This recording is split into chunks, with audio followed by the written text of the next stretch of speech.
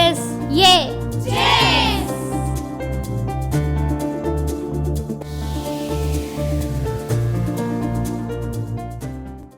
నీలో ఒక వ్యక్తి ఉన్నాడు, వాడెవడో కాదు, నీ బాధ ఏంటో నువ్వు ఒకసారి తెలుసుకో.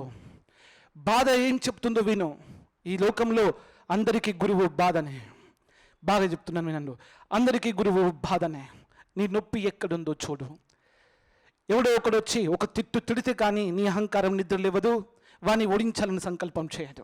ఎవడో ఒకడు వచ్చి కానీ నీకు నష్టం చేస్తే కానీ ఆ నష్టం యొక్క నొప్పి నీకు తాకితే కానీ, ఆ శక తాకితే కానీ నీకు లాభం సంపాదించాలి, డబ్బు సంపాదించాలి, వాడి డబ్బెంత వాని ముఖం మీద కొట్టేయాలి, అప్పటిదాకా నిద్ర లేదు, ఆహారం లేదు, నీరు లేదు, స్నానం కూడా చేయనేనని చెప్పేసి సంకల్పం చేసుకున్నాడు ఒకడు ఉంటాడు. మనల్ని ఎవడో ఒక్కడు బాధ పెట్టి లేపేదాకా, గాయం పెట్టి లేపేదాకా, ఎవడో ఒక్కడు మన జీవితాన్ని కాళ్ళ కిందేసి తొక్కేదాకా, అణచి వేసేదాకా, మనకు నొప్పి వచ్చేదాకా మనం నిద్ర మేలుకొంబేసాక ఆ నొప్పి వస్తే వాళ్ళు లేస్తాడు నిద్ర. వాని ఎవడో ఒక నొప్పించాలి.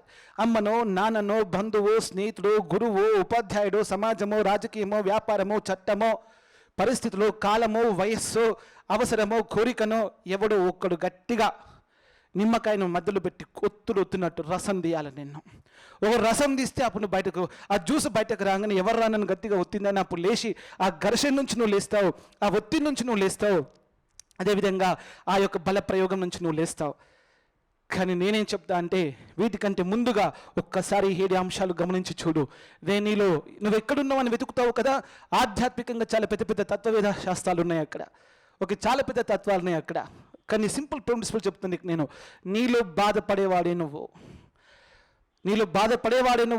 ఆ బాధలో జ్ఞానం పెంచుకొని ఆనందించేది కూడా నువ్వే.